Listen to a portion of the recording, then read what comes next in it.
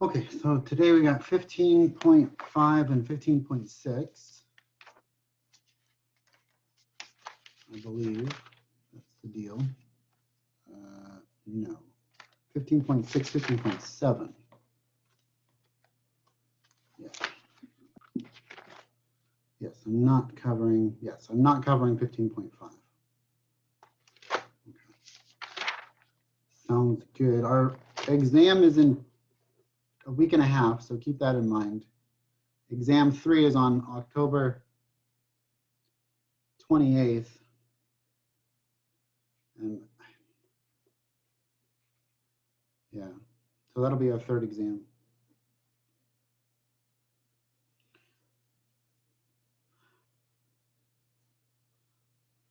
I got to think about how we're going to operate the exams from here on out to make it more equitable.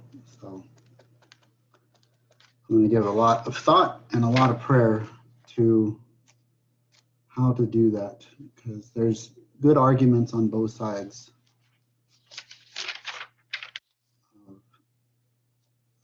I might reach out to other colleagues as well in the interim, but again, I really don't care so much if I don't want to hurt people that try and make one error and then get the problem completely wrong, but I also don't want everybody in the class to walk away with an A, make it way too easy. So I've got to find some way to make it challenging and fair at the same time. We'll see how I could do that. It's very difficult with the online format to find some sort of a sweet spot in the level of difficulty for this class. So, but then again, I'll reach out and find out, and try to be as equitable as possible. Okay, so let's get into today's notes. 15.6, 15.7.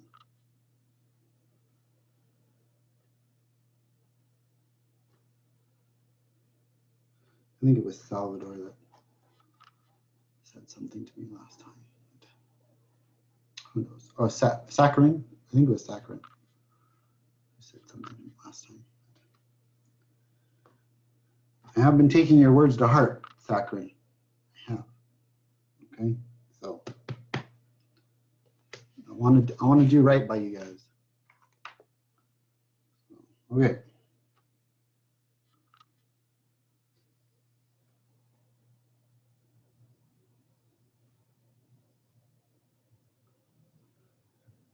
Let me share my screen real quick.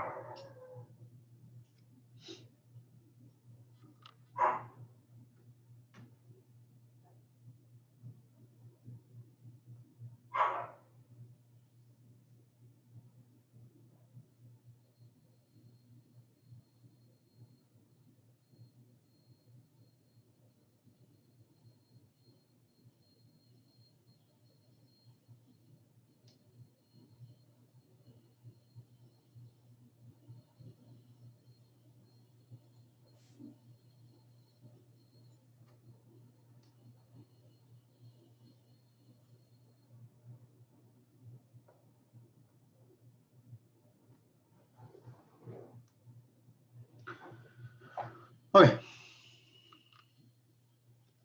Okay, 15.6 and 15.7.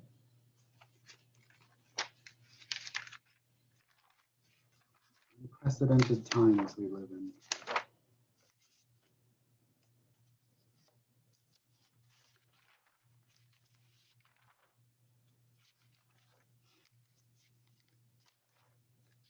How do you guys feel? Are you guys happy that you're home safe? Do you feel that, you should go back to the classroom soon? I don't know.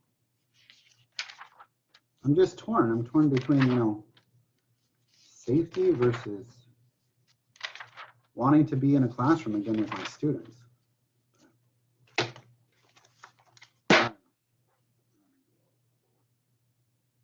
see how this thing all plays out. It's going to be like a year that we have shut down our country before the whole thing is over, I guess. Who knows? Anyway, enough about that. Okay, 15.6 is triple integrals. We're going to do triple integrals. Okay, and this is kind of a to me it's a subject that is kind of close to my heart, because whenever you think back, right? Think like when you think back on this class 20 years from now, okay? Granted, you'll be what, twice as old, some of you. Okay,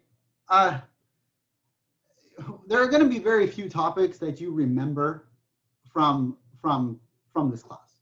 Okay, you're going to remember, okay, there's this weird guy that taught us Calc 3, and I went through this class, but this is one of those topics that I think, like, even for me, looking back at my Calc 3 class from, gosh, I don't know, 30 years ago, this is one of the topics where just basically this is what Calc 3 was about for me. It was like, hey, you know what? Can you do a triple integral? Okay, that was it. It was like, I don't remember much about, you know, the other things that I learned. You know, I remember a little bit about moments of inertia and a little bit about some other things here and there that I was able to apply later on. But for me, when I really think back to, okay, what do I remember from Calc 3? It's triple integrals. That's what I remember. You know, to this day, I remember my triple integrals. So 15.6 is triple integrals, and to me, it just felt like integrals on steroids. You know, it's like we did a single integral, we did a double integral. Now they're asking me to do triple integrals. They're like, what the heck, man? And they're talking about the fourth dimension, and how is this applicable? Oh, it's applicable because the fourth dimension is time. And how are these surfaces, how are these volumes, right? Because a double integral was a volume. What the heck's a triple integral? Triple integral is something that's changing, is a lamina changing over time, and it's growing or expanding these volumes. Like how much did the volume expand? How much did the volume contract over time? And it has real life application to engineering and working with, you know, like hydraulics and fluid mechanics. And basically all of chapter 16 is going to be on fluid mechanics, because that is one of the, you know, prime applications of all this stuff is, you know, how do we use this in fluid dynamics? So 15.6 is triple integrals. Okay, triple integrals.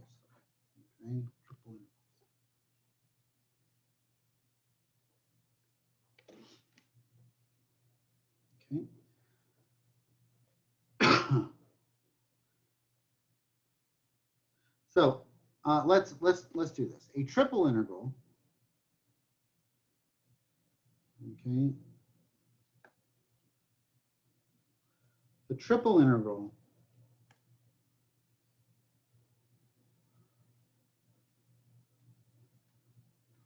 of f over the box B is the integral. So now our domain is no longer a area. Our domain is a box, a three-dimensional box. Okay. So instead of it being a rectangle for R, it's going to be a box now for B. Okay, B for box.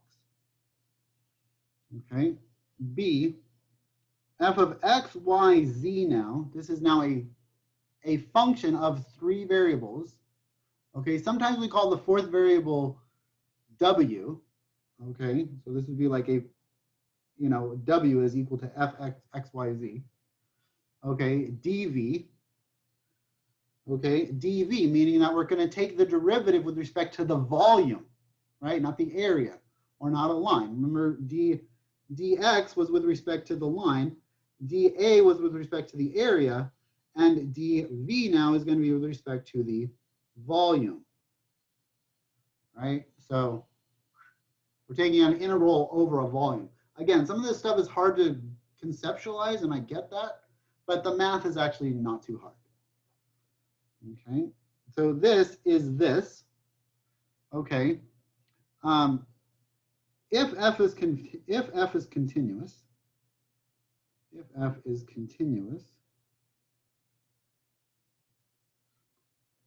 on the rectangular box,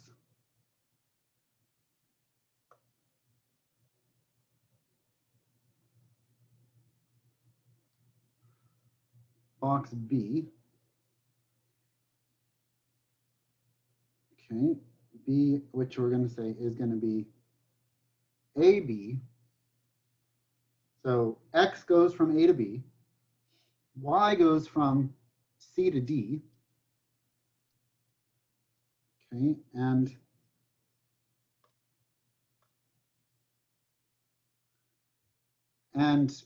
R goes from, okay, R to S. Sorry, Z goes from R to S, Y goes from C to D, and Z goes from R to S. So it's AB by CD by RS. Then, okay, then the triple integral over B, okay, of f of x, y, z,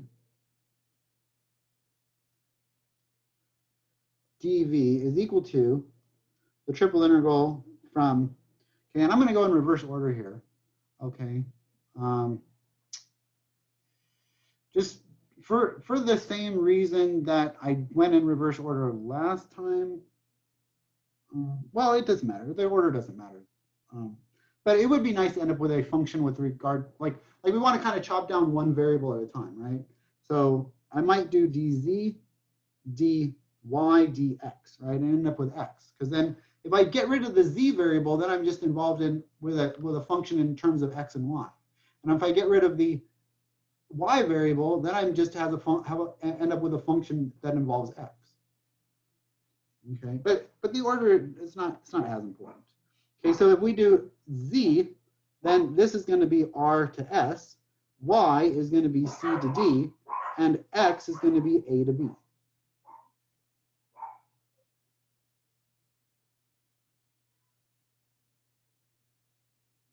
Okay, and this is f of x, y, z. Okay, okay, so that's how we set it up. Okay, our triple integral. Okay, so let's see how we do this guy. Okay, let's take example 1. Okay, let's find the triple integral over this box B, okay, of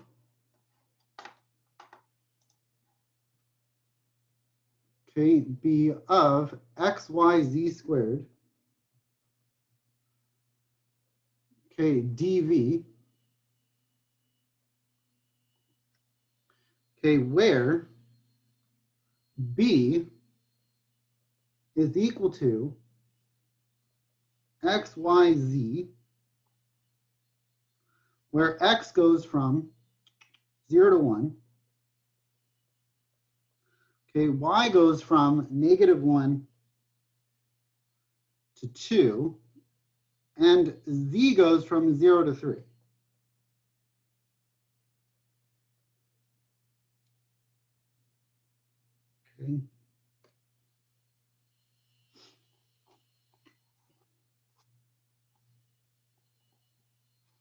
Okay.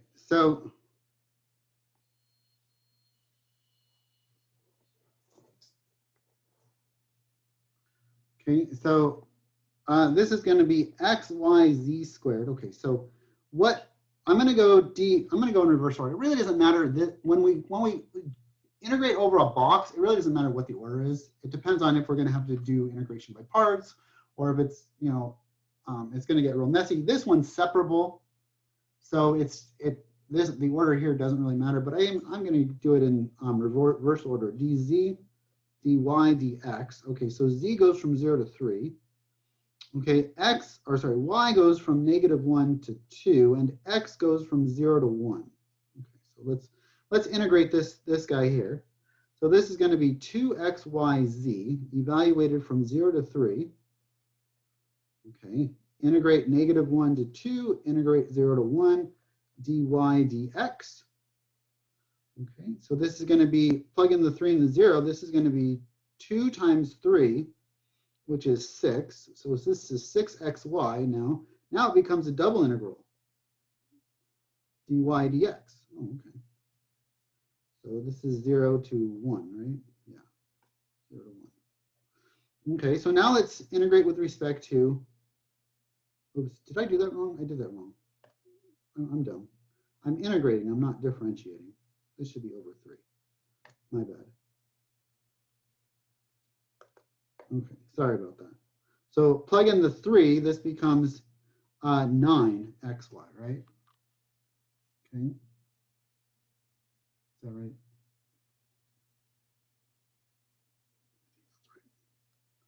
9xy, right? So plug in the 3, plug in the 0. Okay. Yeah, integrating. Okay, so now let's integrate on with respect to y. So this becomes 9 halves xy squared, evaluate from -1 to 2, from 0 to 1 dx. Okay, cool, cool, cool, cool, cool.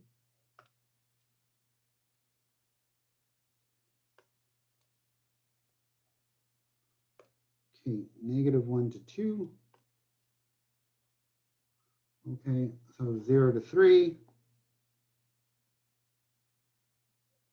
0 to 1, right? 0 to 1. And then this is going to be 9 halves. Okay, plug in for y. This is going to be x times 2 squared. Okay, minus 9 halves x times -1 squared. Okay, dx 0 to 1. Okay, so this is going to be 4 divided by 2 is 2. This is 18x minus 9 halves. So 18 x minus 9 halves x. Okay. So this is going to be 36 minus 9. That's 27 halves x. Right, so 27 halves x. And I want to integrate that now from 0 to 1 dx. So this is going to be 27 halves. Boom, that's it.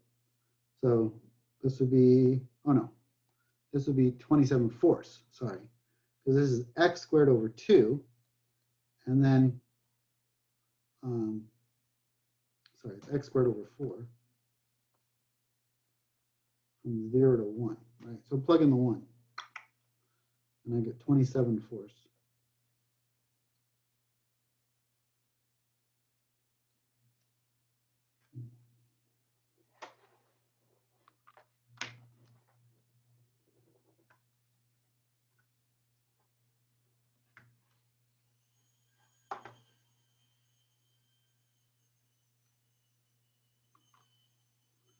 Okay, so that's number 1. Okay, triple integral. Okay, let's try number 2 here. Number 2, evaluate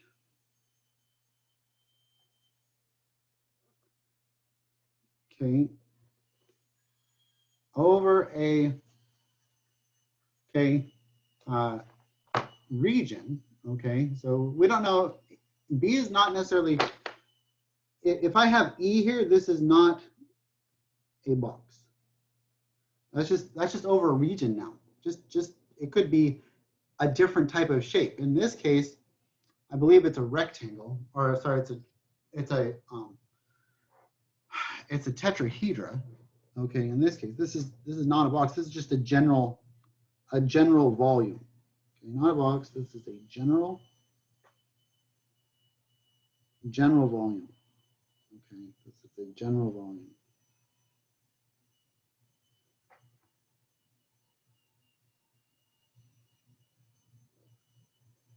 Okay. So this is going to be the triple integral z dv, okay, where E, okay, E is what? What are we integrating over? Okay, where E, what volume are we integrating over? Where E is the solid tetrahedron,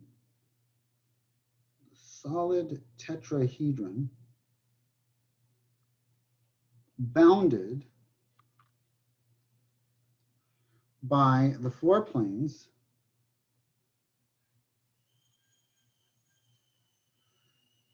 x equals 0, y equals 0, z equals 0, and the plane x plus y plus z equals 1. Okay. Cool, cool, cool. Cool. Nice.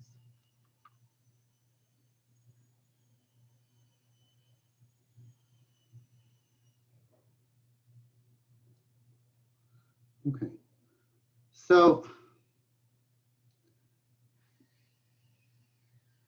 let's see how we can find our limits of integration here. Okay. So how are we going to find our limits of integration? Well, let's look at what is happening with this volume here. Okay, so we're bounded by, okay, what happens when you know, any two of these are 0.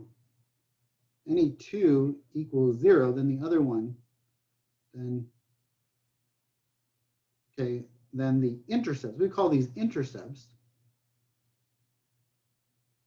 are equal to 1, right? Aren't they equal to 1? Aren't the intercepts equal to 1? So if we look at our graph, x, y, z,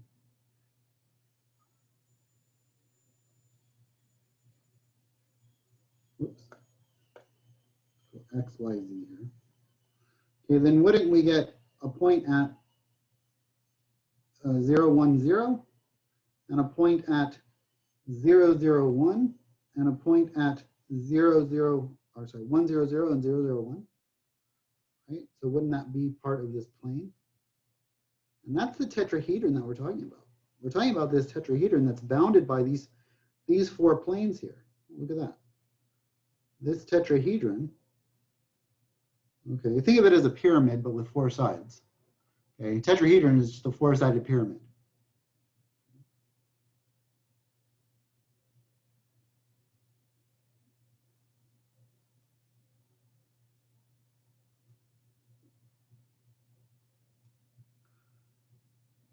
Okay, so this is going to be at the point 0, 1, 0.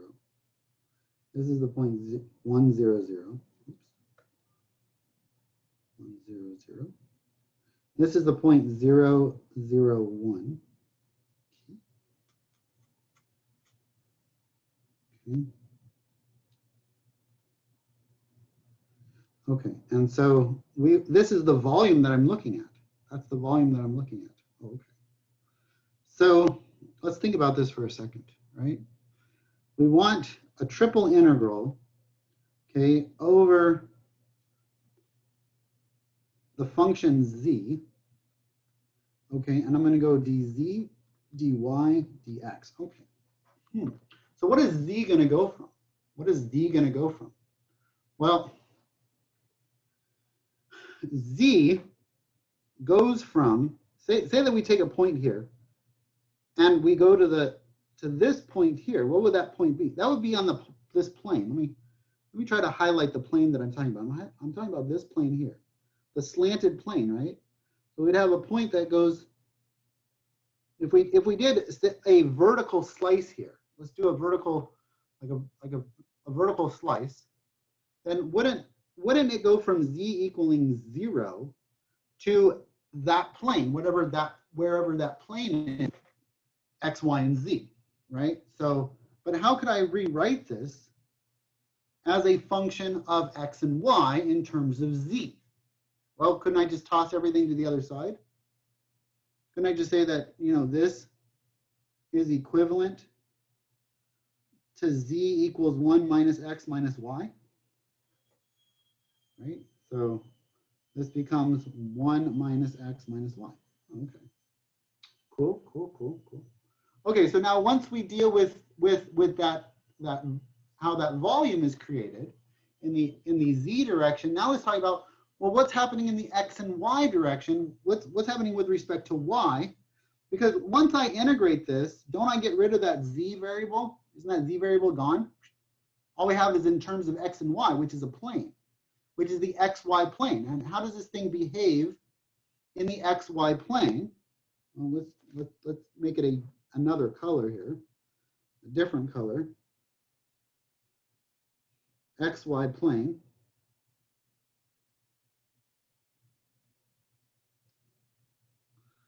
Okay, and so, well, this goes from, in the XY plane, this goes from 0, 1 to 1, 0, right? If we let Z be out of it, we don't have Z anymore. This is the XY plane. Then how would we do a double integral here? Well, a double integral, if we do dy dx, wouldn't that just be another vertical slice? That would be another vertical slice, but it's actually this slice here. It's that slice right there. Okay, does that make sense? It's the slice in the plane. Okay, that's the slice that I'm looking at, the slice of life. And so where does this go? Well, this goes from 0, okay, 0 y in the y direction, on y equals 0, to what? To this line, y equals what? Negative x plus 1. So this is y equals 1 minus x, right? So that's 1 minus x. Oh, okay. And then what does x go from in the line, on the number line, on the x-axis? What does x go from? Doesn't it just go from 0 to 1? Right? Doesn't that just go from 0 to 1? Maybe I'll put it in a different color code it. Okay, so what's a good one to put it in? I don't know. Blue, we'll do blue. 0 to 1, right? So blue, 0 to 1. Okay, so what's that? That's this guy right here. That's this slice right here, 0 to 1, right? Okay, 0 to 1. Okay, does it make sense? Hopefully this makes sense. Okay, this is hopefully an easy enough example to make sense of how are you doing the triple integrals. And this is a lot to take in. It's a lot of dimensions to take in, right? So how do we do all these dimensions? How's this working? Right? So now let's integrate. Let's integrate this guy. Okay, so z, let's integrate on z. Okay, so z, that's going to be z squared over 2. Okay, from 0 to 1 minus x minus y. Okay, so this is going to be minus x minus y squared over 2. Okay, so this is now with respect to dy. Okay, maybe I'll keep it color coded here. dy goes from what? 0 to 1 minus x. Okay. Okay, so now I can integrate this. I could do a u du substitution if I wanted to. Erica, did you have a question? I think no? Okay, somebody's mic is on. Okay, sorry, I just saw that oh, it was yours. Okay, sorry, Long. Okay, no, okay. For whatever reason, it's just not coming up with it. Like, oh, I get it. It's just because you're at the bottom of the list. Okay, it just showed that yours was not on. Okay, the people at the bottom of the list, it doesn't show that their mic is on for some reason. That's kind of dumb. Okay. Okay. Okay, so now, I mean, to me, this is kind of fun in a way. I mean, these are fun. This is like why I went into math. Like, this is just fun stuff for me. You're a freak of nature because you think triple integrals are fun. Like, well, yep, you're right, I am. So that's why I have this job and you don't. So, yeah. Okay, so now let's do a UDU on this, right? UDU, okay, so we're only integrating with respect to y. So x in this case is a constant. We're going to treat x as a constant. Oh, okay. So what's u in this case? U is equal to 1 minus x minus y. What's du in this case? Well, isn't that just negative dy, right? Because x is a constant. Negative dy. Okay, so this is going to be negative du is equal to dy. Negative du equals dy. Okay, so this is going to be u squared over 2 negative du. Okay, I'm not going to change my limits of integration. I mean, I could if I really wanted to. Or I could just go back to the original variable at the end. Either way, you can change your limits if you want, or you can go back at the end to your original variable, which in this case was 1 minus x minus y. Either way you want to do it. Maybe I'll change them. Maybe I'll change them just for the heck of it. Okay. What happens when I plug in 1 minus x? It's actually not too bad. Because what happens when I plug in 1 minus x here? U of 1 minus x. Okay, if this is u of y, then this is 1 minus x minus 1 minus x. Well, isn't this just 0? Yeah, okay, that's kind of cool. So the top becomes 0. What about 0? Plug in 0 for y. 0 goes in for y, right? These both go in for y. Okay, u of 0, wasn't that just 1 minus x minus 0, which is 1 minus x? Oh, okay. So it's almost like the limits got reversed. Okay, and I could reverse them back and do what? I could reverse them back and get rid of the negative if I really wanted to. Right? Is it also possible to take out the 1/2 and put it in front so we don't have to do any of that? Sure. Well, you mean any of what? The 1/2? Any of the integration by parts? Well, I'm not integrating by parts. All right. Oh. There's no integration by parts because there's no multiple functions of y. So I could reverse them again, but we'll see. We'll see what happens. I may end up, not needing to. Who knows? Okay, so what happens when I integrate this thing? This becomes negative 1/6 u cubed, right? Evaluated from 0 to 1 minus x. Okay, so what does this become? This becomes, okay, plug in 0, we get nothing. Plug in, so this is 0 minus 1/6 times 1 minus x. Minus, this is a minus. So it becomes positive either way. Minus a minus, so this is cubed, right?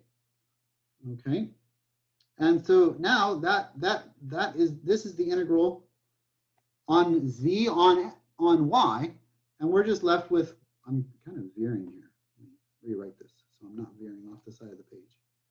Okay, 0 minus negative 1/6 times 1 minus x cubed. Okay, so that's just 1/6 times 1 minus x cubed. Integrate that from what? From 0 to 1. Oh, okay. dx. Boom. So this just becomes now a normal integration with respect to x.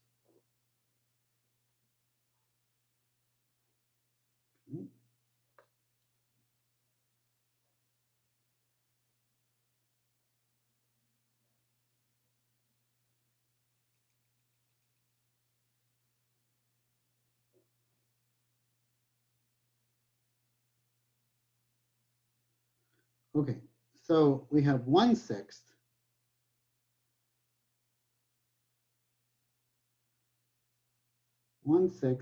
of, okay, the integral, okay, from 0 to 1 of 1 minus x cubed, okay, dx.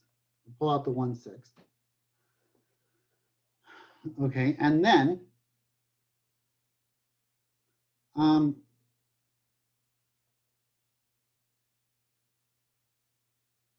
we're going to do a u substitution again. Okay, so what was the last one here? Oh, it was blue. It was blue. This should all be in blue, but whatever. Okay. 0 to 1, right? Of this guy here. Okay, 1/6 1 minus x cubed dx. Okay, so now let's do a u on x. U is 1 minus x. So du is equal to negative dx. So it's just basically the same thing we did before. Negative du is equal to dx. Okay, so 1/6. Okay, so what is this going to be? Well, again, this is going to be, if I plug in, if I do my limits of integration, if I plug in 0, I get 1. If I plug in 1, I get 0. So it's just 1 to 0 again. And this is going to be negative u cubed du. Oh, okay. Nice. So this becomes negative u to the 4th over 4. Okay, evaluated from 1 to 0 of 1/6. Okay, we'll plug this in. We're going to get 1/6 times 0 minus negative 1/4. That becomes positive 1/4, so the whole thing becomes 1 over 24. Oh, nice. Sweet. And that,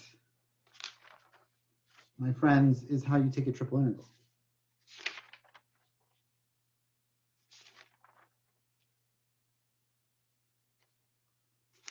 Okay.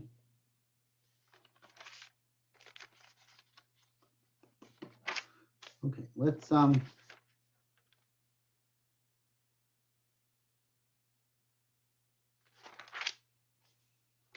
see which one I want to do next.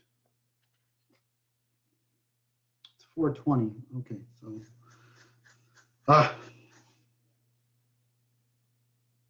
don't go there. Okay, so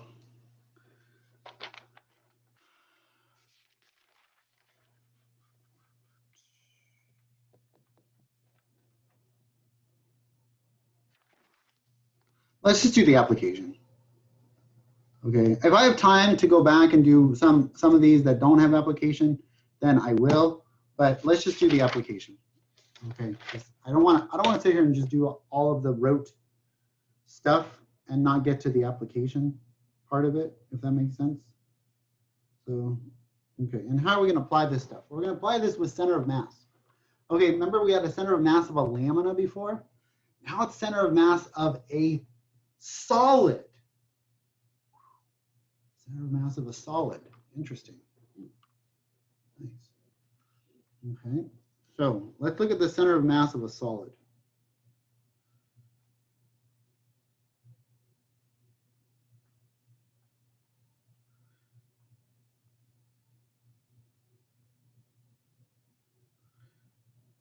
Okay, I want my red one. Okay, center of mass of a solid, right? Because we got some engineers in here. We don't need to do all the rote mathematics, you know. I mean, I apologize to the math majors, but you know, I want to make sure we have enough time. Okay, there's more material that I can cover. There's more material in this class than I can actually physically cover in 16 weeks. Okay, so it's just, it is what it is. Okay, so it's hard. Okay, center of mass, X bar, Y bar, Z bar this time. Okay, center of mass. Okay, is equal to, okay, the moment, okay, of, with respect to YZ over M, with respect to the mass, okay, the moment of XZ with respect to the mass, and the moment of XY with respect to the mass. Okay. So we have those centers, or those moments.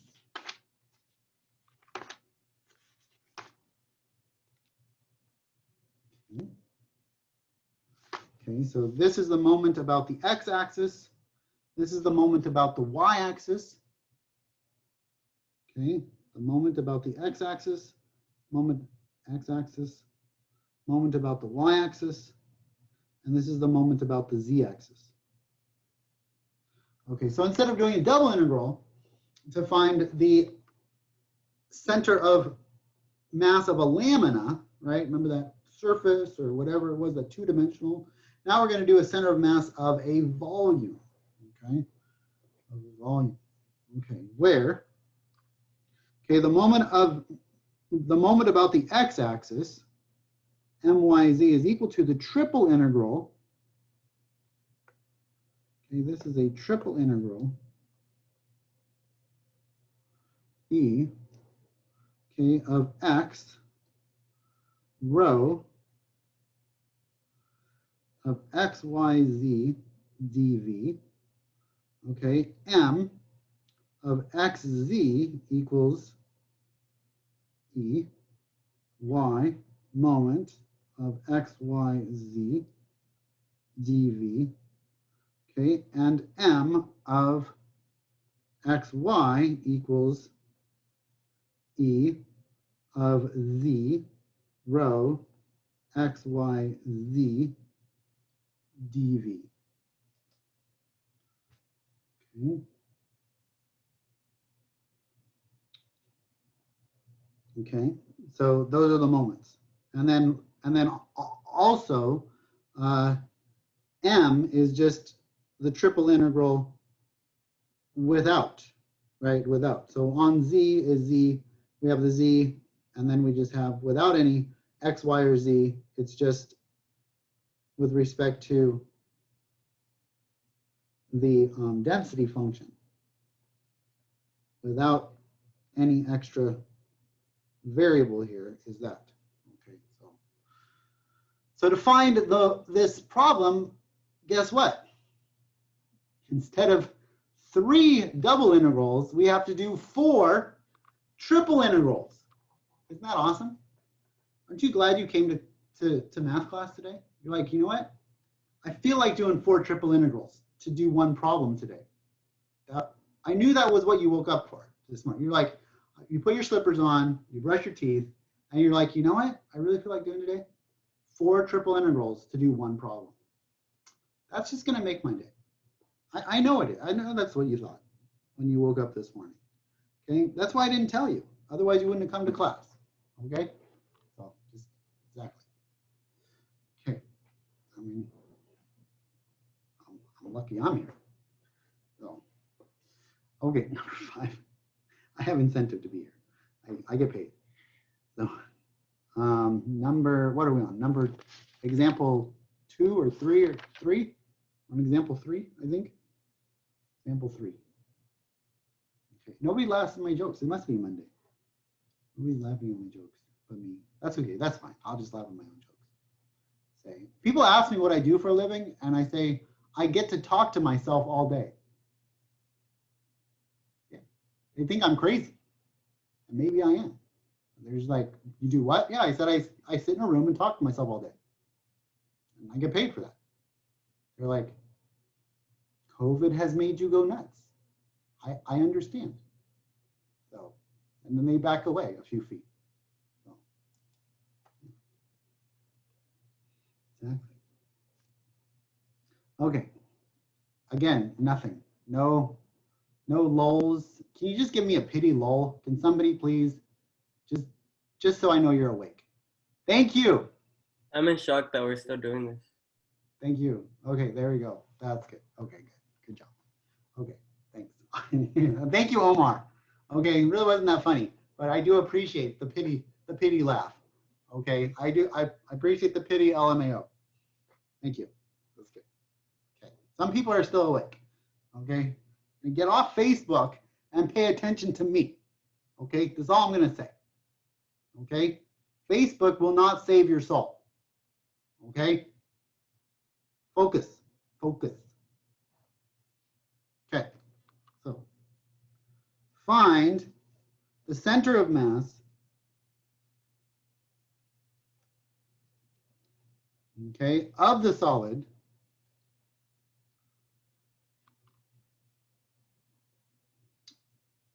of the constant density rho. That's nice. They give us a constant density. That's good. Triple integrals, Facebook. 4 triple integrals. That's good. Okay, thank you. Okay, so yeah, there you go. Yeah, everybody will unfriend you, Ashley. Okay, you post that on your feed, okay, you will lose all your friends. Trust me. I speak from personal experience. Okay, just don't do that. Learn from my mistakes. Okay? They'll run and hide. And you'll have no friends like me. Okay. Okay, find the center of mass of the solid of constant density.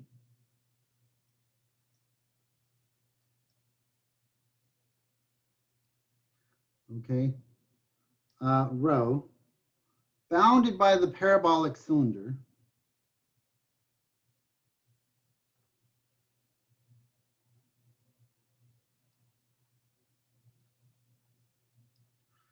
Okay, x equals y squared, and the planes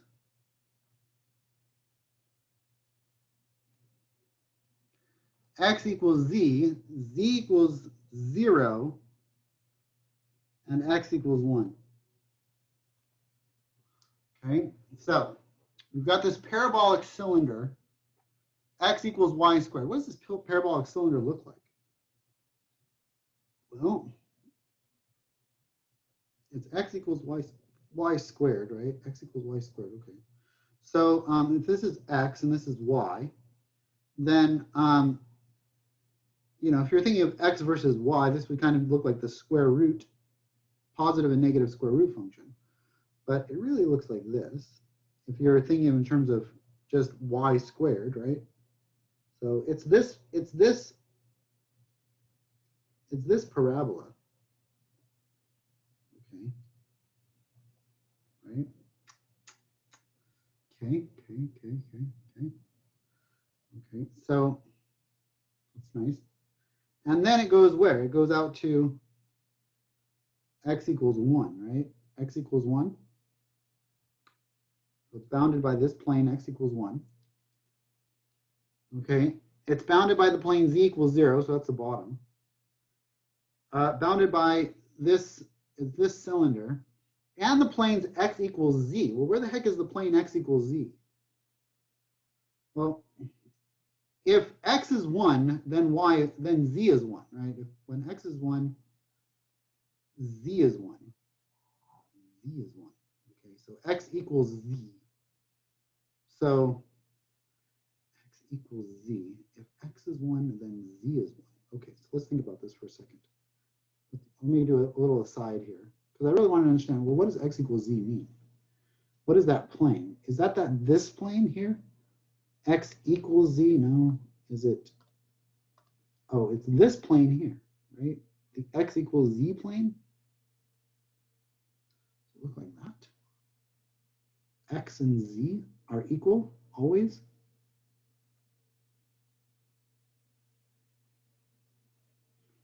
Something like this?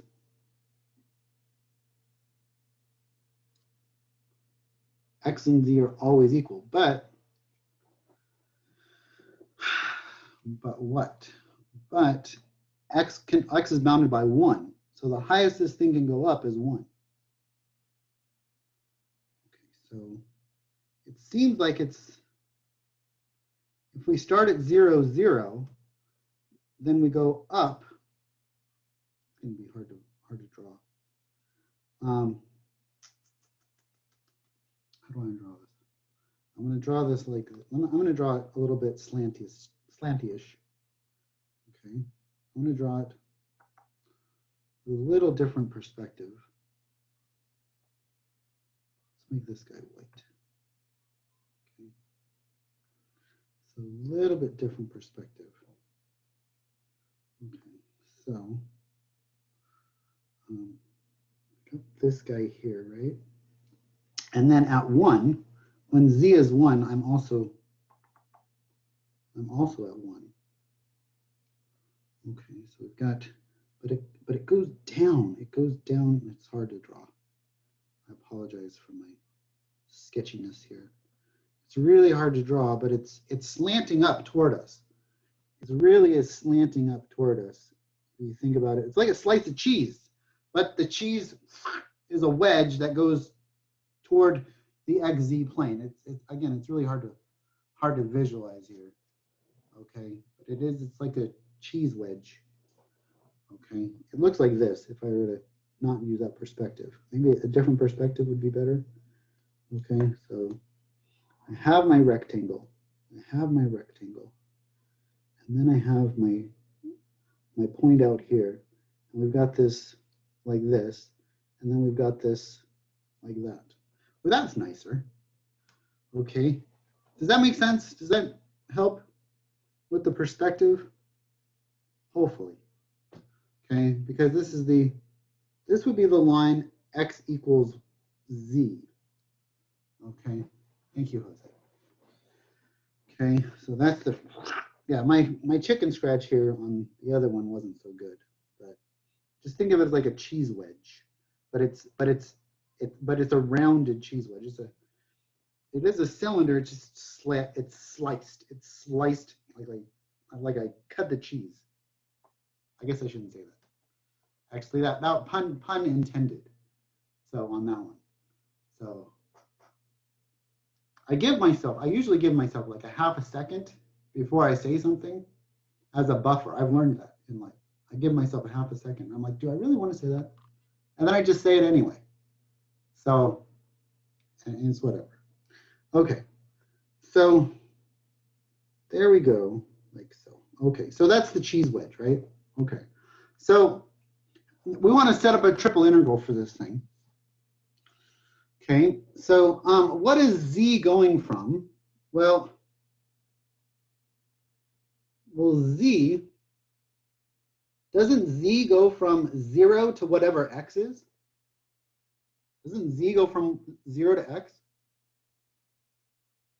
Like isn't x equal to z? So z is equal to x, right? So it's going here, okay. And then, okay, so we really just want to look at what's our triple integral going to look like, right? What's our triple integral going to look like? Okay, so z is going to go from 0 to x. So that's dz. Okay. Okay, what's y going to go from? Well,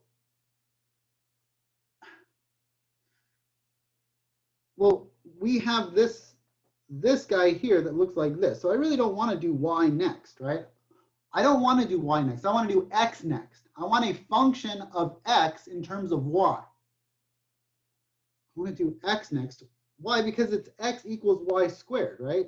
If I did a function of y, if I did a function of x in terms of y, then I would have to do two different functions here. But if I do a function of getting reversed, a function of y in terms of x, okay, now I said it, a function of y, no, yeah, in terms of x, okay, but I want a function of x in terms of, no, I don't. I'm going to get rid of the functions, okay? The function is just not, this is really what I'm saying, okay? I'm saying, look, I do not want a function of x, okay? I don't want that. I want a function of y. And so if I do a function of y, okay, where y is my variable, right? I don't want this to be the square root of x plus or minus. Okay, I want it to be a function of y. And if I do a function of y, then that means that my x's are going to, or sorry,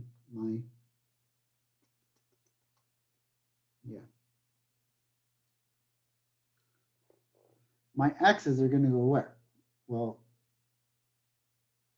they're going to go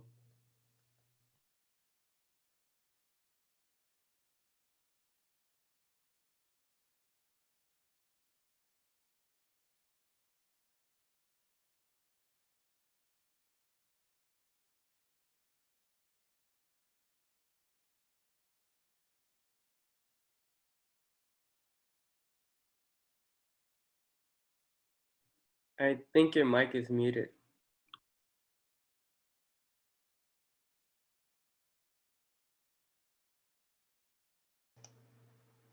okay, is that better? Yeah. Okay, sorry about that. Okay, so think of this as it's going to be a horizontal slice instead of a vertical slice this time, right? So 0 to x, and then, right, and then what's that's the z's, and then what's the y's? What are the y's going to go? Or sorry, what are the x's going to go from? The x's are going to go from y squared to 0. Or no, sorry, to 1. Sorry, 1. Okay, because x equals 1 is the top there. And then what's the y going to go from? dy. What's the y going to go from here? Well, the y is going to go from -1 to 1, right? -1 to 1, right? On that -1 to 1. Make sense? Okay, we're gonna slice it horizontally, but we're gonna add up all those slices. We're gonna sum up all those slices, right? So we're gonna go from -1 to 1. Okay, so this is gonna be z, and then what is this? Well, depends on what we want to plug in here. Depends on what we want to find. If we just want to find the mass, then we would just put rho, right? So if we just want to find the mass, we just put rho. If we want to find the moment about the x-axis, we put x. If we want to find the moment about the y-axis, we put y. If we want to find the moment about the z-axis, we put z. Okay. So we're gonna do this. Okay. We're gonna do our 4 triple integrals. Let's do this one first. This one's going to be what? This one's going to be rho z from 0 to x. Okay, so that's going to be rho x. Okay, and then we want to do with respect to x. So this is going to be rho x squared over 2 from y squared to 1. Evaluate from y squared to 1. Okay. So, sorry, if I'm skipping steps, I'm just doing so because I want to try to save some time, but it's okay. Okay. To 1, right? So what is this going to be? Plug in 1 for x is going to be rho over 2 minus y to the 4th over 2, right? Sorry, rho y to the 4th over 2. Yep, I could factor out the rho over 2. Okay, rho over 2. I don't know why I'm using rho here. Just use p. I can't draw rows worth beans. They end up looking like e's. So there. Okay, so it's just going to be p over 2 times 1 minus y to the 4th. There we go. And then what are we going to do? Well, we're going to integrate the last one with respect to y. So this is -1 to 1 of p over 2 times 1 minus y to the 4th dy. Okay. So this is p over 2, -1 to 1 of 1 minus y to the 4th. So let's integrate that. That's just going to be y minus y to the 5th over 5. Evaluated from -1 to 1. Okay.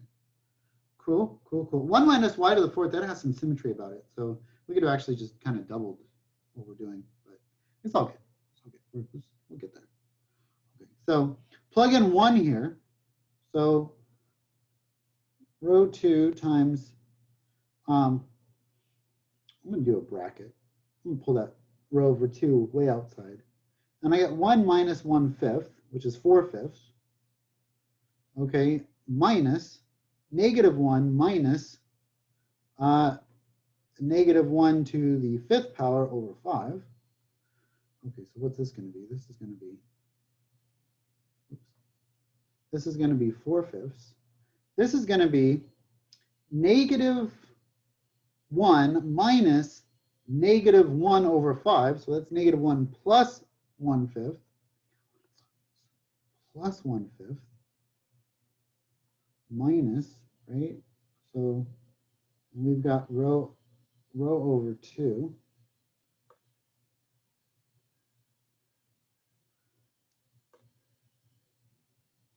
Okay, and so this is 4/5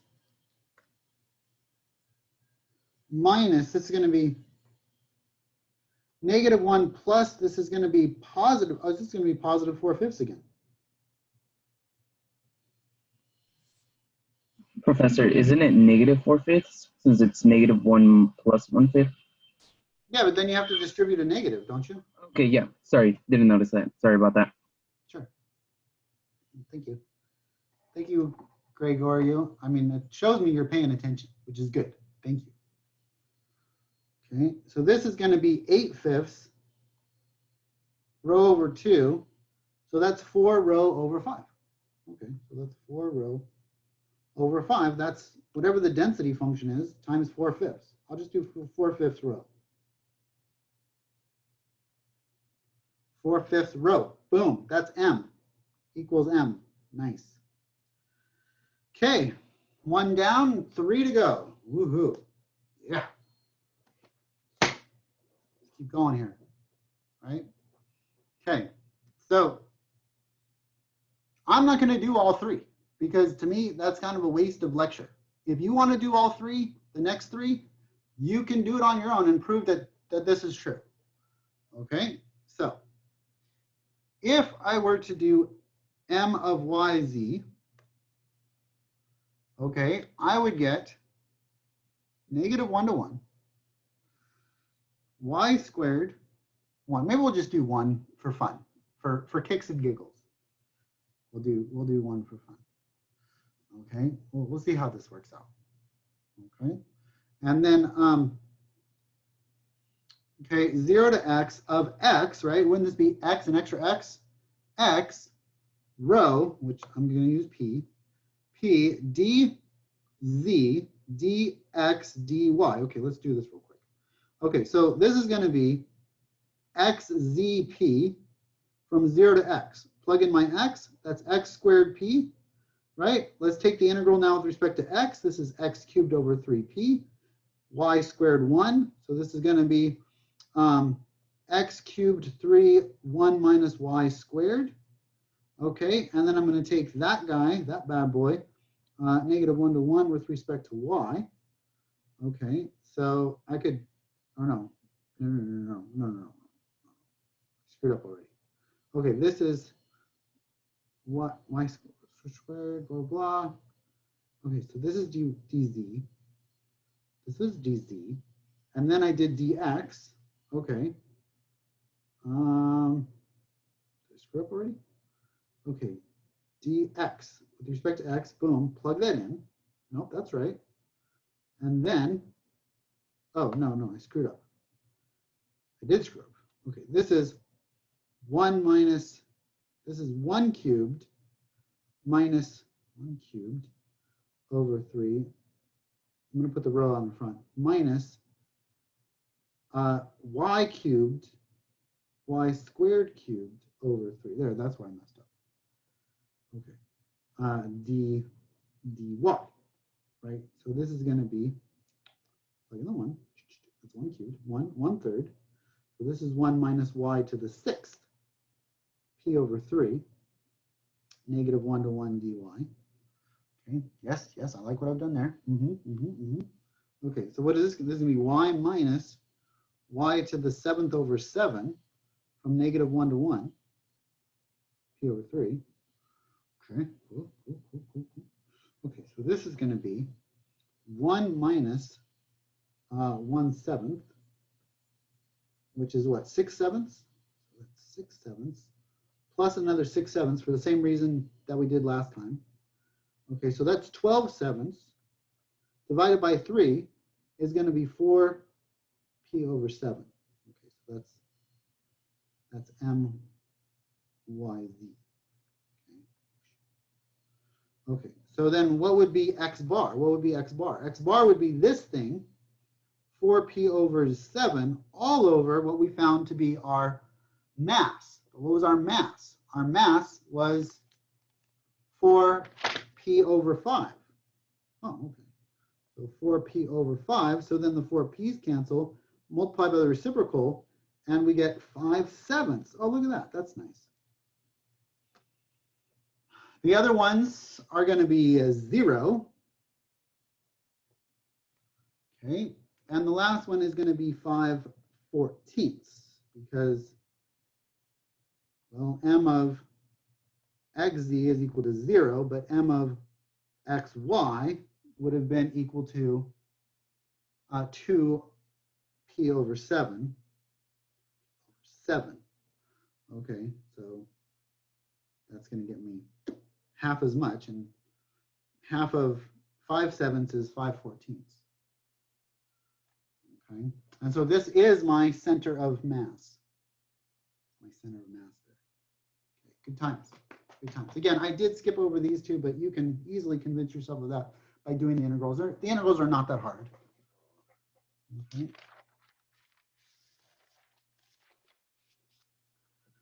Okay, let's move on to 15.7. Okay, triple integrals in cylindrical coordinates. I mean, these topics, they're just, I don't know, they're amazing topics. Okay, can you believe that we're almost done with chapter 15 and that we only have one chapter left for the entire semester? And that's kind of interesting. I mean, this is, it's winding down, people, winding down. Okay, 15.7. Okay, triple integrals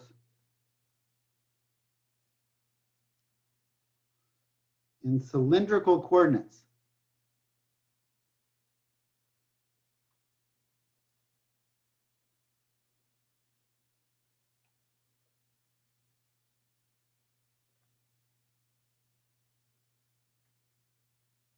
Triple integrals in cylindrical coordinates. Okay, so cylindrical coordinate conversion.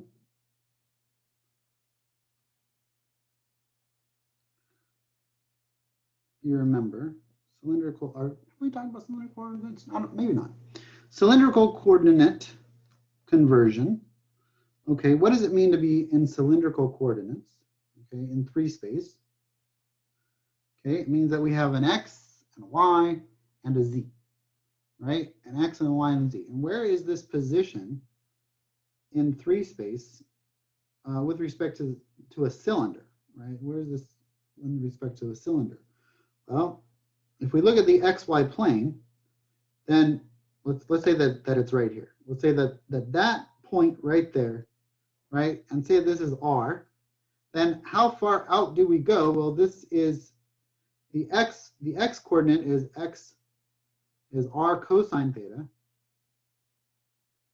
The y coordinate is r sine theta, right? So r cosine theta. And then what are we doing? We're just going to go up to z. Boom. Okay, cylindrical coordinates conversion. Okay, cylindrical coordinate conversion. Okay.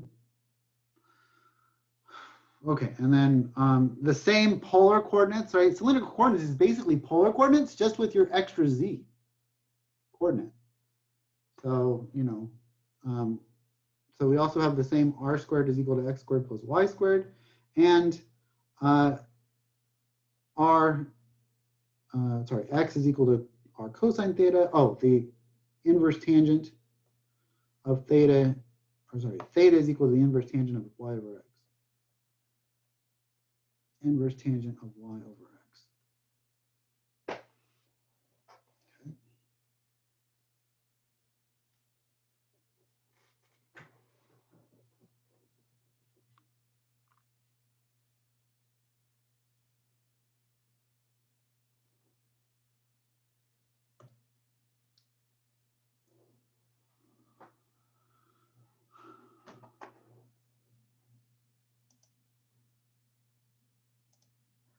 Okay, so let's see how this works out for us.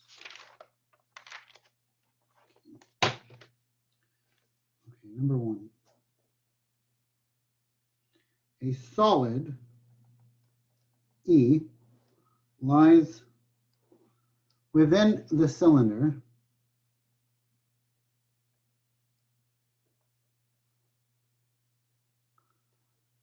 x squared plus y squared equals 1. And below the plane,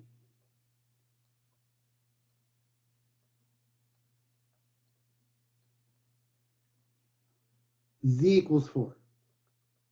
Okay, so below the plane, z equals 4. And above the paraboloid,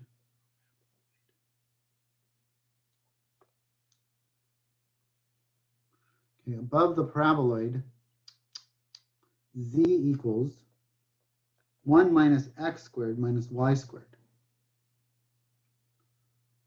Okay, the density at any point, okay, at any point is proportional to its distance from the axis of the cylinder. Okay. To its distance from the axis of the cylinder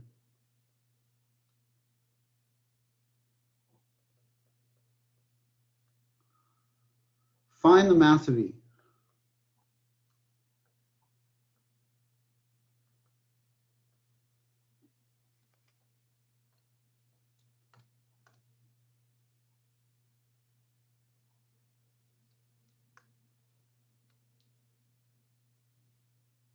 Mass of E. Okay.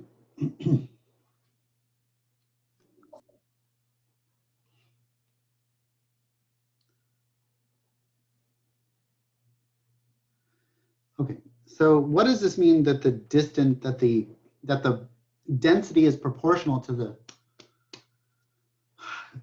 distance to the axis? Well, what is the distance to the axis?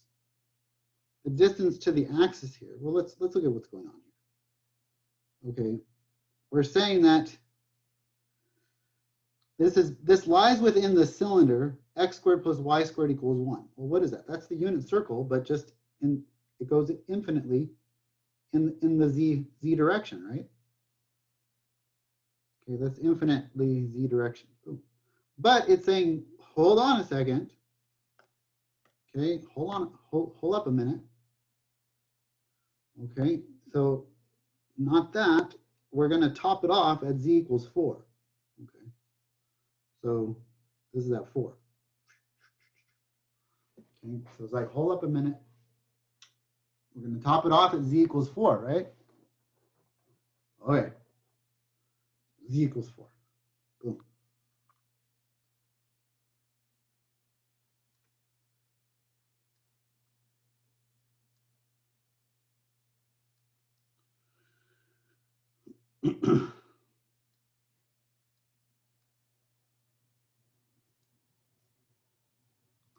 Okay, so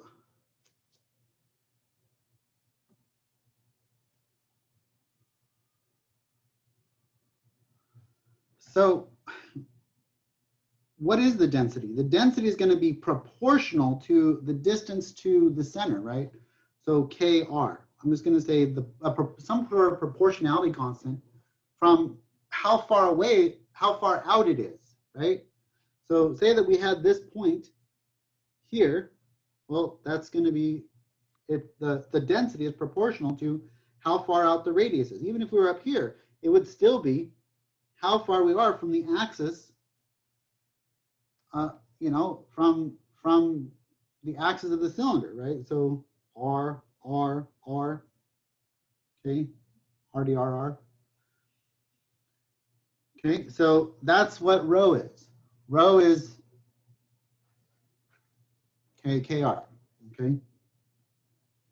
Okay, so let's find the mass of this thing. The mass is going to be my triple integral, okay, in cylindrical coordinates. Well, what is cylindrical coordinates? Well, it's just polar coordinates with an extra z added on, right? So this is going to be KR times dz dr d theta, okay? dz dr d theta, that's cylindrical coordinates, okay, in terms of a triple integral, okay? So actually it's not. I lied, okay? It's not. What did I do? I did a cardinal sin here.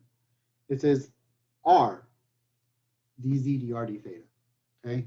Don't forget the extra r, okay? Because if we have this guy here, Okay, because rho really was in terms of x, y's, and z's. Okay, that's where I screwed up. It was in terms of x, y's, and z's, and so we have this guy E of x, y, z dv. That's going to go to, okay, to a triple integral, okay, in terms of f of r cosine theta, r sine theta z of r dv,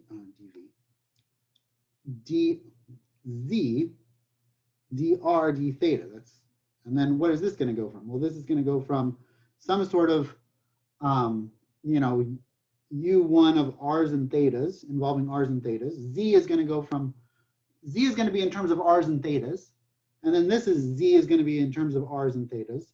This is a function of r's and thetas. Okay, and then what's r going to go from? Well, that's a function of theta. Okay, so we would say this is, you know, h of theta 1 to h of theta 2, or we should actually say h1 of theta to h2 of theta. Okay, and then what's theta going to go from? That's going to be a function in terms of thetas. And then what's theta going to go from alpha to beta? Okay, alpha to beta. So that's how we are going to, okay, translate this. Okay, so let's see how we can move this from, okay, from x, y's, and z's to r, z, r's, and thetas. Okay, z, r's, and thetas. Okay, so what's z going to go from? So this is actually kr squared, right? Okay, what's z going to go from? Well, z is going to go from, okay, this guy, this is going to be on the bottom, to 4, right? And what does this look like? Well, let me draw this a little bit better. This is going to be, when x is 0 and y is 0, this is going to be 1. So if this is 1, it looks like this. This is going to be the top of this dome here, this parabolic shape here. Okay, make sense? Actually, it doesn't make sense like that. Get rid of that. That's really bad drawing. Okay, so it's going to be, get rid of the axis. It's going to be the top of this dome here. Okay, and so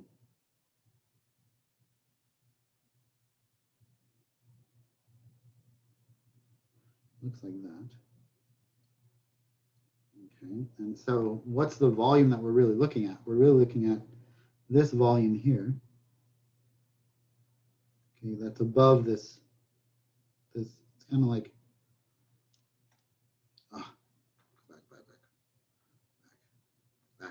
back, you savage. There you go. There we go. Okay, so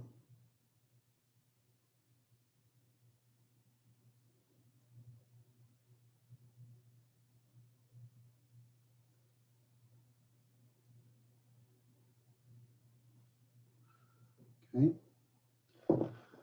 So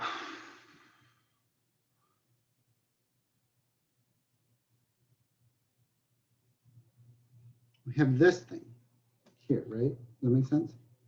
Okay, so what are the slices? What are the slices of z going to go to? Well, they're going to go to from the top of this dome to 4, right? And what is that? What's the equation of that dome? What's the equation of this dome here?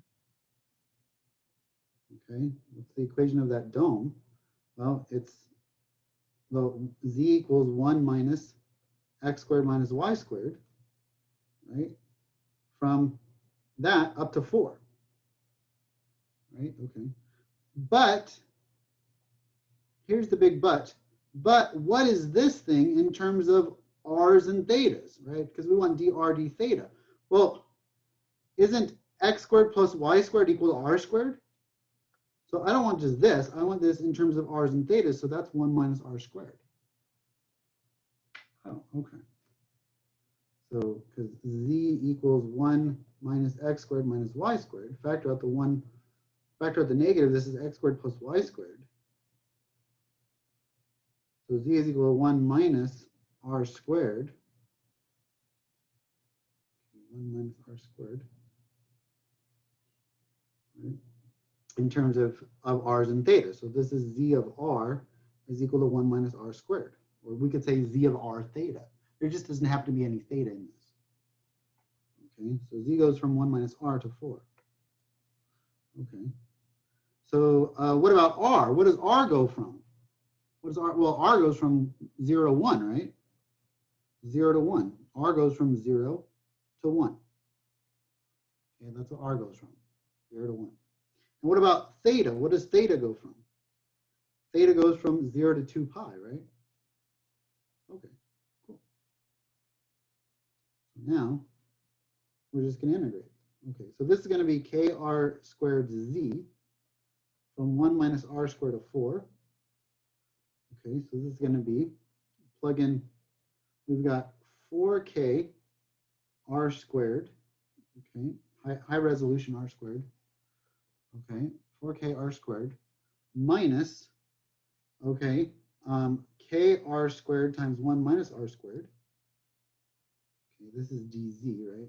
We integrated with respect to z. Is that right? Or did we not?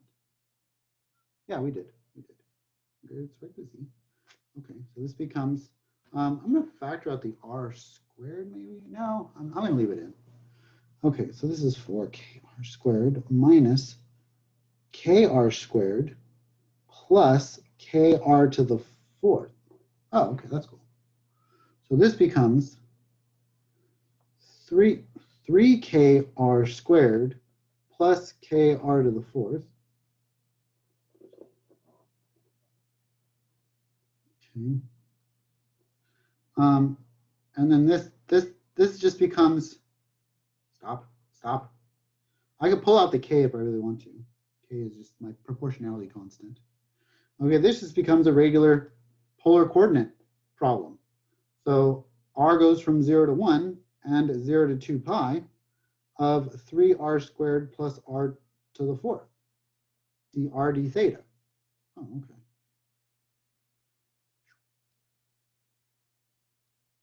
Okay, so k, this is going to be 3r cubed over 3, which is r cubed, plus this is r to the 5th over 5, so from 0 to 1. Okay, so plug that in, that's 1 plus 1/5. That's 6/5. So 6/5. 6/5, okay. Integrate from 0 to 2 pi of theta, so that's k. This is going to be 6/5 theta from 0 to 2 pi. Plug in 2 pi, that's 12 pi over 5 times k. Boom. Okay, and that's the mass. Mass is equal to that, depending upon whatever my proportionality constant is. Okay. Okay, let's do one last one here, since we're having so much fun. So much fun. Okay. If this class was offered asynchronously, would you guys have taken it? Like, or do you I mean, personally, I would be like, it would be really hard for me to teach this stuff to myself. No. I mean, there is a benefit to having a live professor, right?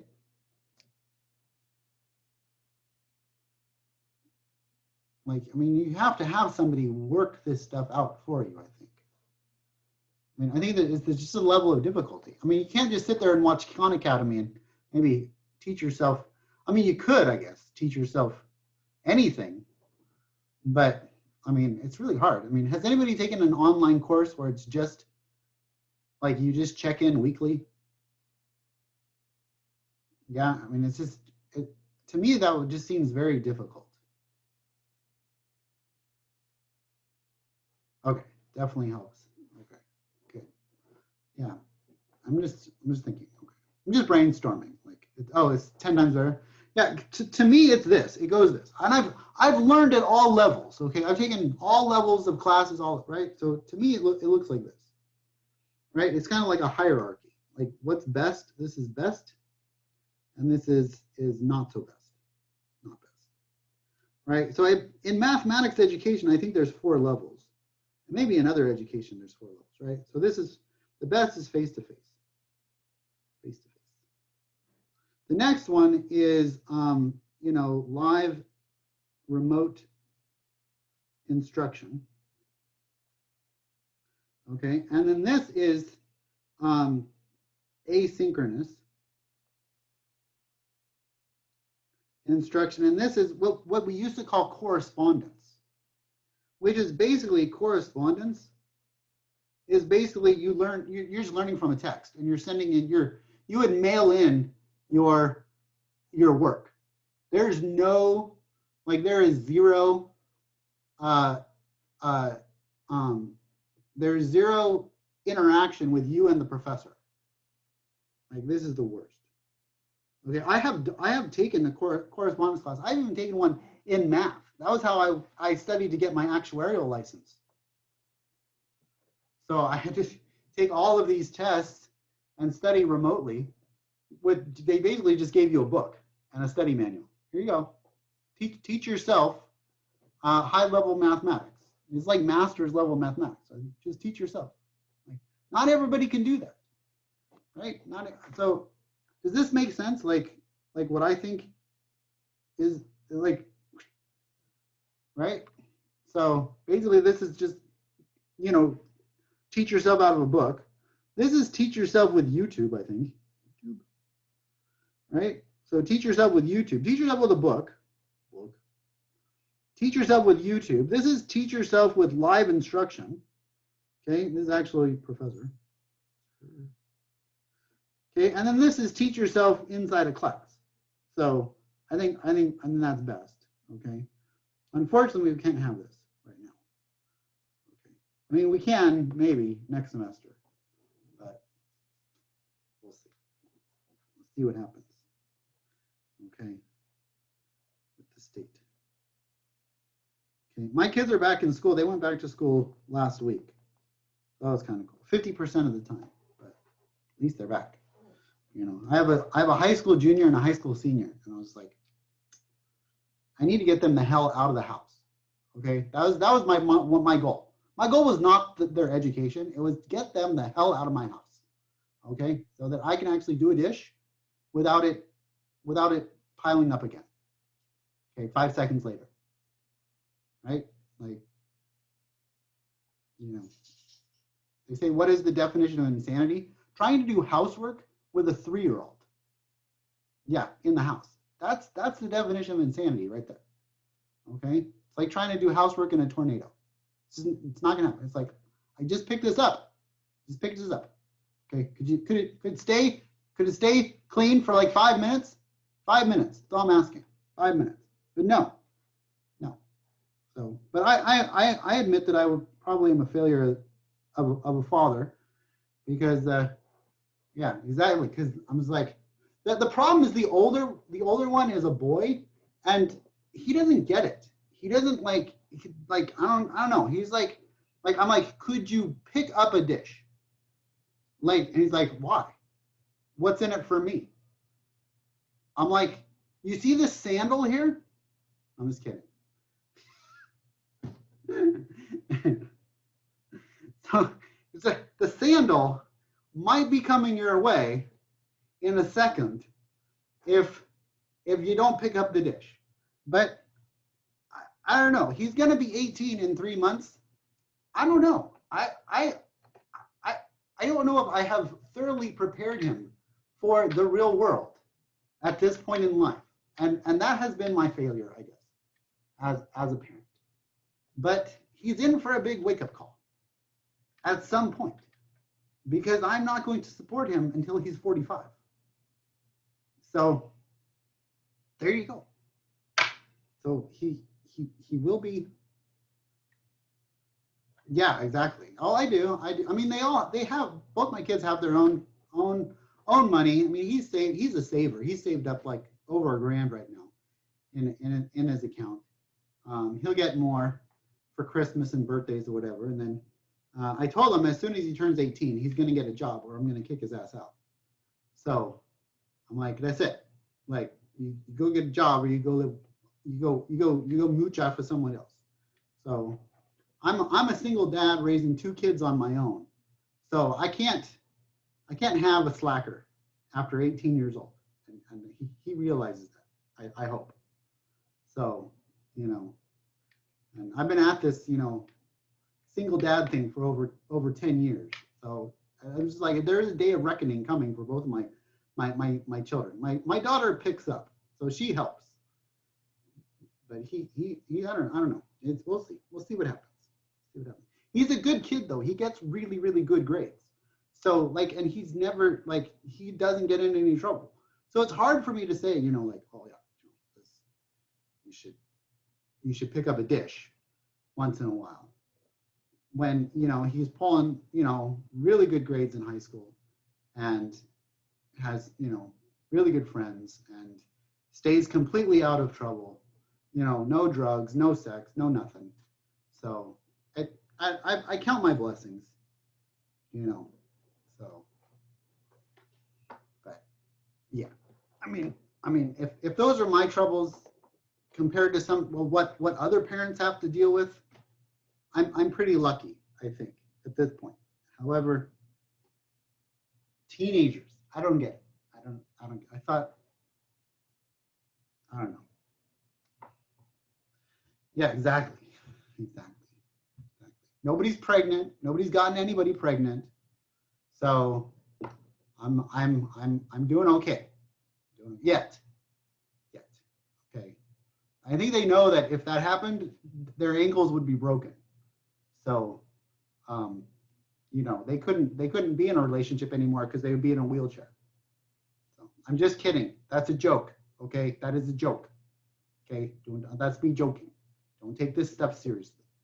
Okay, I've never laid a hand on my children. Frequently. I'm just kidding. There you go. So.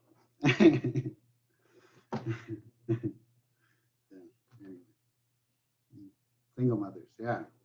Well, single fathers. You know what? I think it's harder to be a single father because you don't get any like you don't get any pity. Nobody pities you. Like I don't want any to be pity, but you know, you throw me a couple $100 once in a while, I'd be pretty happy.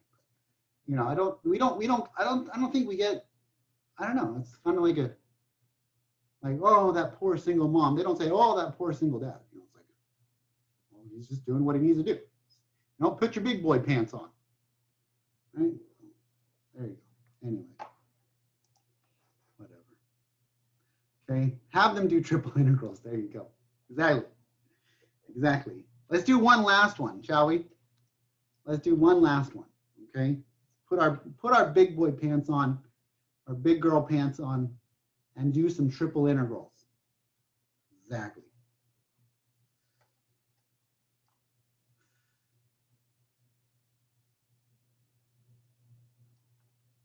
Okay. So number 2. Okay. Evaluate. I'm going to make this a thinner line here. Okay. Thinner line. Heck, if I can do this stuff, anybody can do this stuff. Come on. So. Okay, let's evaluate the following. Okay. I'm going to set this up for you. This comes from this here. Okay,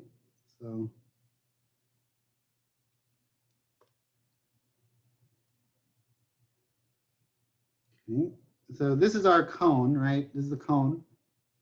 Okay, in 3 space. Okay, so this is a cone in 3 space. I'm going to make the radius of this cone. Okay, the radius of this cone. Okay, it's going to go from it's going to be a circle. So if we were to look at the projection of this in the XY plane, okay, this would be a circle of radius 2. So this is going to go out 2. 2. Okay, so this is going to go out 2. We want to find the triple integral here. Okay, so triple integral of this thing. Okay, and the triple integral of what? Well, we're going to take x squared plus y squared. We're going to go dz, dy, dx, and we're going to say that x goes from -2 to 2. Okay, x goes from -2 to 2. Okay, makes sense. -2 to 2. Okay, y goes from what? Y goes from negative square root of 4 minus x squared to positive square root of 4 minus x squared. Okay, z is going to go, this is a cone. This is going to be the bottom of the cone to the top here, z. And so z is going to go from, this we're going to have be at 2. Okay, so the height here is going to be 2. These are all 2s, 2, 2, 2. Okay, so the height of the cone is 2, whereas the slant of the cone, the slanted side, is the actual function of the cone. And what is that going to be? That's going to be z equals, okay, the square root of x squared plus y squared. That's going to be the top half of this cone. Okay, we could have the bottom half as well, and then it would be plus or minus, or it would be z squared equals x squared plus y squared. This is the top and bottom. This is the top and bottom of the cone. Okay, but this is just the top half of the cone there. And so it's square root of x squared plus y squared. Okay, so notice all these x squareds and y squareds and these you know, this is a quadric surface, which really lends itself to okay. It really lends itself to putting this into polar coordinates, or in 3 space. It's cylindrical coordinates, right? Cylindrical coordinates. Okay, so let's translate all of this stuff into cylindrical coordinates to make the integration a whole lot easier, because I don't want to have to deal with these square roots of x squared plus y squared if I don't have to. That's just going to be a nightmare. Okay, so what is this going to be? Okay, so let's think about how are we going to do this. This is z equals, okay, what's z going from? Z is going from this guy here, okay, the bottom is z equals the square root of x squared plus y squared. But what is x squared plus y squared?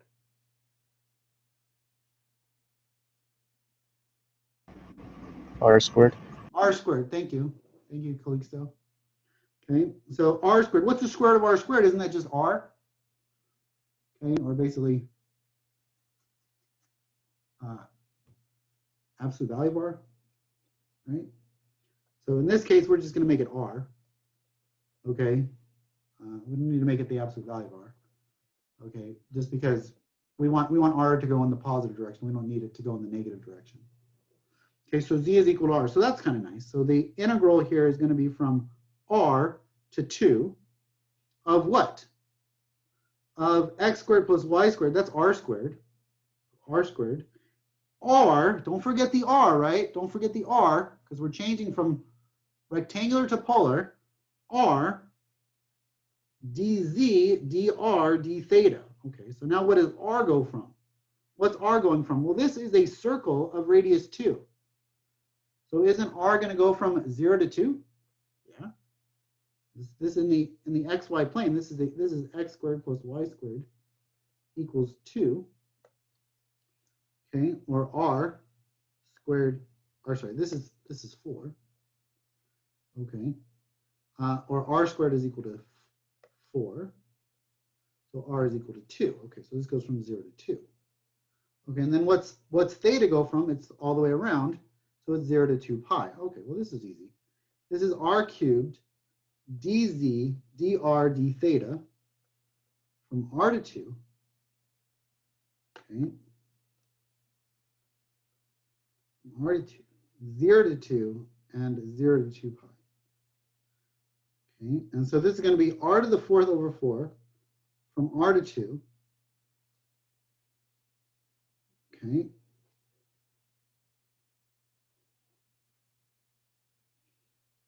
Okay, and then 0 to 2 and 0 to 2 pi. Okay, the r d theta, right? Okay, so okay, so plug in.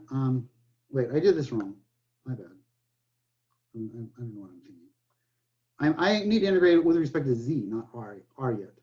So this is going to be r cubed to z. Okay, sorry about that. Okay, from r to 2. Plug in 2. This is 2r cubed minus r to the 4th. Okay. Evaluate it from 0 to, there I go sideways again. Okay, evaluate from 0 to 2 of, what was this? This was 2r cubed minus r to the 4th, dr d theta. This is 0 to 2 pi.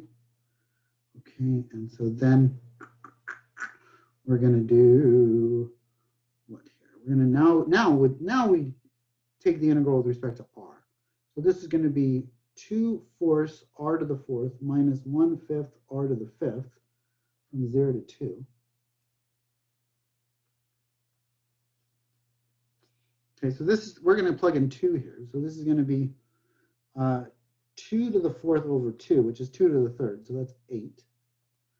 Minus, this is 2 to the 5th over 5. That's 32 over 5. Okay, and then you plug in zeros, it just goes to 0. Then this is 0 to 2 pi d theta. So 8 minus 32, that's 40 minus 32, that's 8/5. So this is 8/5. And then integrate that, that's theta, evaluate from 0 to 2 pi. That's 16 pi over 5.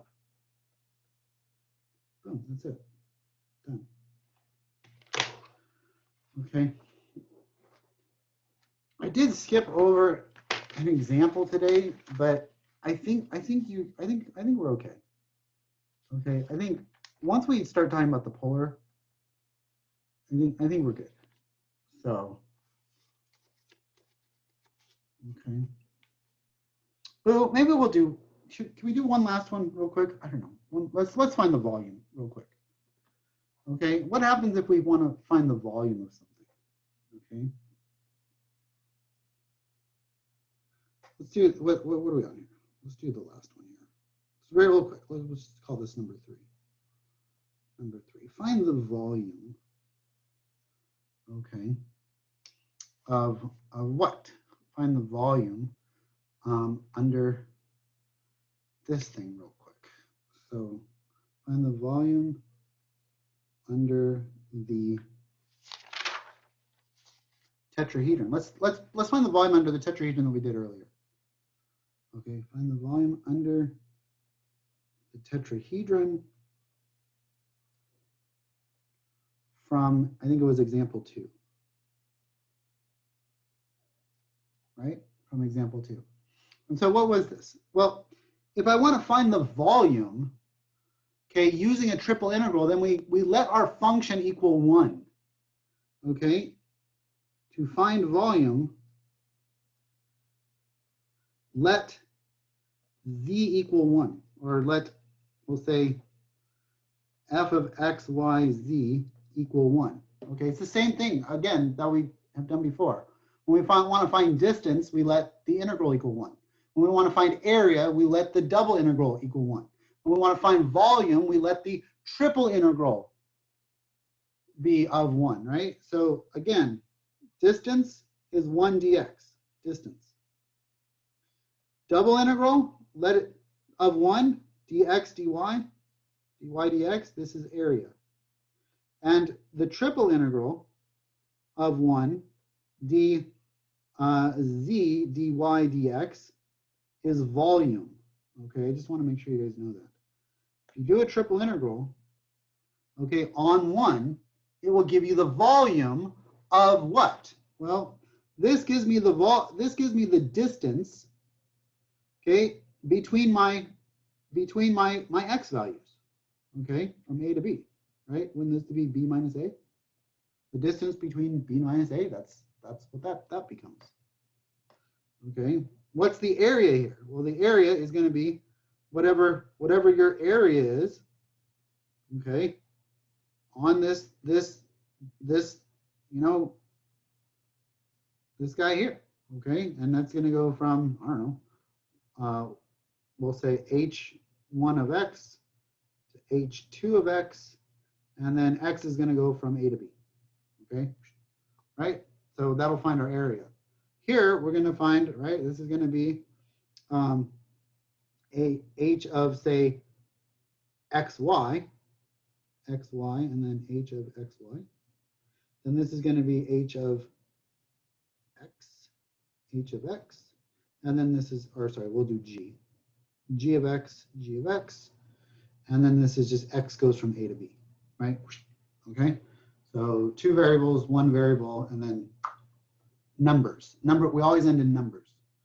Okay, so that's the volume. Okay, so let's go back to number 2 and let's just see. Okay, we already have the setup for this tetrahedron, right? This 1, 1, 1 tetrahedron, right? And we want to know what's the volume of this tetrahedron. Right? What's the volume of this tetrahedron? Okay, so let's just say, oh, well, this is going to go from 0 to 1, 0 to 1 minus x, and 0 to 1 minus x minus y of 1. We had z there before, now we just have 1. This is going to be dz, dy, dx. Okay, so let's see what we got here. This is going to be z, evaluated from 0 to 1 minus x minus y. So plug that in. That's 1 minus x minus y. Oh, okay. Okay, you integrate that from 0 to 1 minus x on y. Okay, so this, integrate this with respect to y. This is going to be 1, this is going to be y, minus xy minus y squared over 2. Okay, and then plug that in for 0 to 1 minus x. Okay, so this is going to be 1 minus x times 1 minus x, minus 1/2 times 1 minus x squared. Okay, and then we're going to evaluate that, integrate that on x, okay, dx here. Okay, so let's see what I can do here. Maybe I'll just multiply all of this out so I don't have to do integration by parts. Okay, so this is going to be 1 minus x plus x squared, okay, minus 1/2 times 1 minus 2x plus x squared. Okay, so this is going to be 1 minus 2x plus x squared, and this is going to be 1/2 minus 1/2 plus x, okay, minus 1/2 x squared. So, okay, right, we're still just multiplying this out. Okay, and then, so this is 1 minus 1/2, which is 1/2. This is negative 2x and x, which is minus x. And then this is x squared minus 1/2 x squared, which is 1/2 x squared. Okay. Integrate from 0 to 1, dx. Okay, so what is this going to be? This is going to be 1/2 x minus x squared over 2 plus 1/6 x cubed. Right, so from 0 to 1, evaluate from 0 to 1. Okay, so this is going to be 1/2 minus 1/2. Oh, that's kind of nice. Plus 1/6. So it's 1/6, the volume.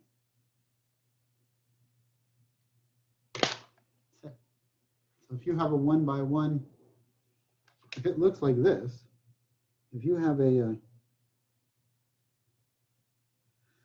1 by 1 tetrahedron, then what's your volume here?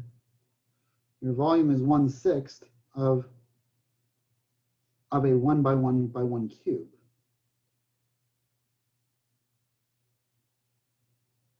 Kind of interesting.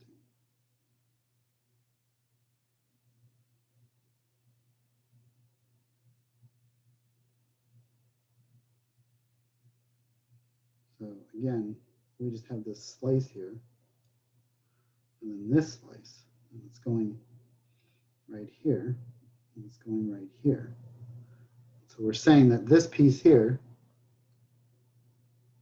is 1/6 of the entire whole cube, which if you sliced it up, you could actually probably slice that up into 6 equal pieces. You know, take your little Rubik's Cube. Where's my Rubik's Cube? Take your little Rubik's Cube. That's not the big one. Anyway, whatever. I would want the 3 by 3, which is in the other room, but you take your little Rubik's Cube here, and you could slice it up in such a way that you would get six equal tetrahedron in there. Cool? Good stuff? That was a good problem. I'm glad we went through that one. Okay? Okay, I'll see you guys on Wednesday. Thank you, Professor. You're welcome. Thank you. Bye. Hasta la vista, baby.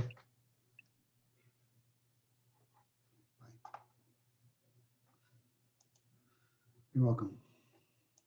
I'm glad to serve.